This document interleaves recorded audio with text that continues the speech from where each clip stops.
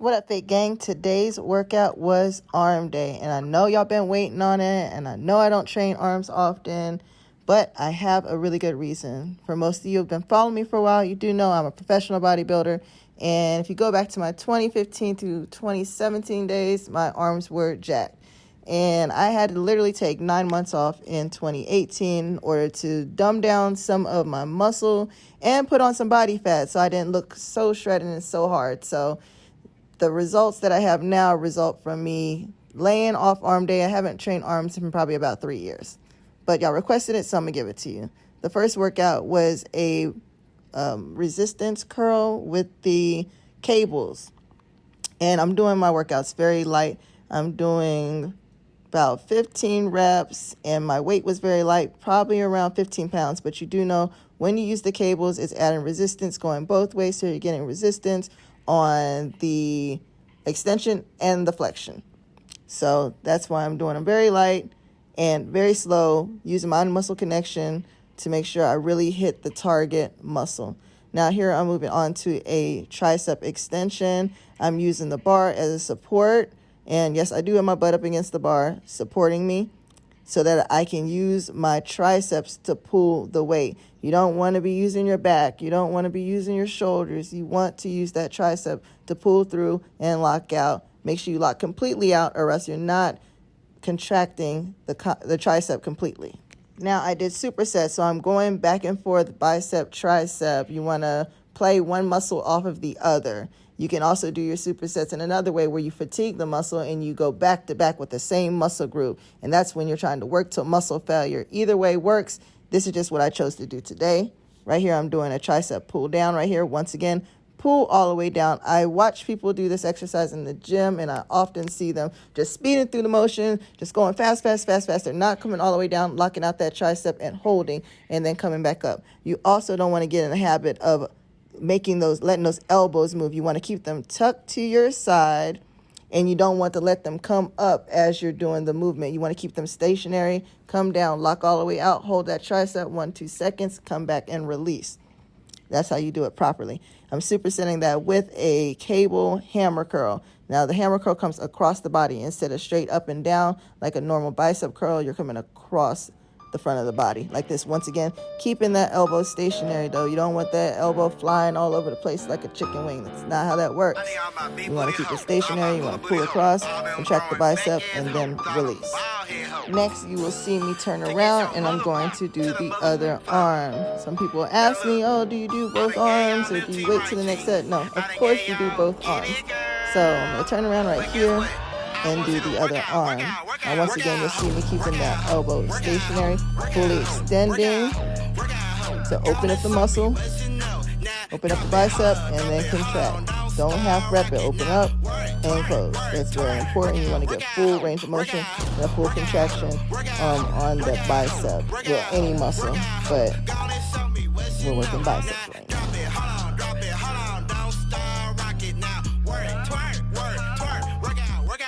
Shake that ass, 40 cash. I'm in the party, so I'm popping bands. I'm popping bottles with some models. We wanna turn the full throttle. I see pull, baby, I'm in the building. Ain't no serving the city. She thinking right around she go. Every I win this city. Booty bound like a trampoline. It's a move, I step on the scene. Better the name Coco Cali in the party and we wildin'. Now pop that fucking pop and throw that fucking out. Cause I got lots of cash and them bands to make her then I'm gonna shake that ass. All right, now here's another set of the tricep extensions. So each one of the supersets that I did 5 sets of each one of the supersets. And I did between 12 and 15 reps of the arm exercises. Once again, I'm keeping it light because I personally am not trying to put on any type of muscle. I'm just trying to work it and maintain what I have. Lean out a little bit, just work the muscle. You always want to work on that muscle memory, keep up with your mind-muscle connection. You want to have, a nice toned looking physique, and that's all I'm trying to accomplish. My goal is definitely not, did they really just walk in front of my camera? Right.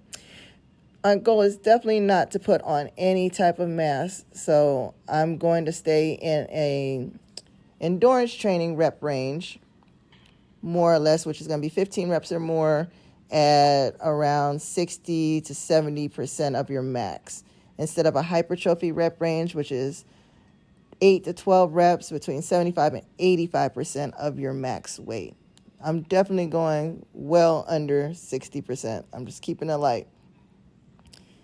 And that was another set of the hammer curls. So next I'm moving into shoulders. This was like a whole upper body kind of day. I didn't do chest though, because I never trained chest, and I have my reasons for it. We'll explain that in another video. But next I moved into a cable lateral raise, and I love these. Once again, you get resistance going both ways when you're using the cable, and you don't want to put your body into the movement. And I know sometimes it's hard not to, especially once you get fatigued or you're using a heavy weight. It makes it easier to want to bounce, but you don't want to bounce. You don't want to use your legs. You don't want to use your back. You want to use that shoulder. And right here, when you're doing a lateral raise, you're working the medial delt right there. As you know, the delt has 3 heads. You have the anterior, posterior, and the medial delt. Right here, you're working the medial delt. It's very important to work all 3 heads too if you want to get those nice round boulder shoulders that people are looking for. So in this particular workout, I did not do any rear delt work, but make sure you do not neglect your rear delts, because you're going to have funny looking flat shoulders. You want to work them all. I still have quite round delts even from my competition days, and this is 3 years later without working delts. So putting on that muscle, you can keep the muscle, just, and even when you're doing like leg exercise and stuff like that, I do combination workouts where I might do a squat press or something like that. So, and even just picking up that weight alone, you're using your arms and everything. So I do get some arm work in, enough to keep me toned, but definitely not enough to work and build. Right there is a shoulder press with the cable as well. Now here I am dropping my elbow too low. Normally, I would like to keep my arm parallel to the floor, push straight up and come right back down to parallel to the floor. And right here, I'm dropping in. I'm coming a little bit too low right there, but it's not going to hurt you or anything. But if you want to do it properly, keep that elbow alignment. You don't want that elbow moving around. You want to keep it nice and stationary. Okay, check out my dance. I'm on my TikTok shit right now. Back to my second set of lateral raises. Once again, I did each one of the supersets 5 times 12 to 15 reps. Knock out whatever you want. Now, when I say 12 to 15, it's a range. So, of course, as you go on your first 2-3 sets, you're going to be knocking them out. But as you go through your sets, you are going to start to get more fatigued as you go. So by the time you get to your 4th set, by the time you get to your 5th set, you may not hit 15 reps, and that's okay. But if you're not even able to hit 12 reps, that means your weight might be too heavy. So lighten your load, because if that's the rep range that you're choosing to do, you don't want to be working in a hypertrophy rep range. If you're getting to the point where you're getting to 8 reps and you're pooped out by the time you get to 8, you're hitting in a hypertrophy rep range right there. If your goal is not to bulk up and stuff, then you may want to lighten your load, because you have too much weight on there. You're not able to get to 12 reps. You're not able to get to 15 reps. And that's important to know what rep range you're trying to work on according to your goal. Your rep range has to complement your goal. Your diet also has to complement your goal. If you're eating a caloric surplus, but you're training super light, you're not going to be putting on muscle like you want to. You need to make sure that you're training in the right rep range, training in the right weight range, and also your diet complements your goal. Very important. Here goes a front raise. Right now I'm working the anterior delt, the front delt, with the front raises right here. And I think I only put 1 set on here. I think I recorded 2 or 3 of the 5 sets, but I think I only added 1 to the video though. So of course, do both arms, but you want to keep yourself nice and stationary as you come up. Now, people do have a bad habit of coming like way up over their head and really being extra with it. You don't need to do that. Come up, hit about a little higher than parallel to the floor, and come back down. But keep that arm nice and stiff, straight. You don't want the elbows bending or anything like that. And there goes another set of the shoulder press. Right here. Now, if you look at the weight behind me, once again, super light. So I think there might be 5 or 10 pounds on there. But at the same time, the cable is adding extra resistance. You're getting resistance on the eccentric and the concentric contraction. So now here I'm moving into biceps again with the spider curl. And I don't believe I superset this one at all. So I just do the spider curl. And I was down too low on the bench. So right there, you see me move up on the bench. And I decided to do alternating bicep curls with this one right here. Now, by doing the spider curl, you have your arms hanging. This is going to take the body out of the movement. So once again, when you're standing on the floor, you might get the bouncing. You might get to using your back, your shoulders, everything, trying to muscle that weight up. You don't want to muscle the weight up. You want to use the muscle intended, which is the bicep. So by having them hanging there like that, you have no choice but to use the bicep. You're working against gravity and using your bicep to curl that weight. Now, I chose not to superset this particular exercise because I was done with biceps. Like I said, definitely don't want to grow my biceps. Just a little pump, just a slight little pump, you know?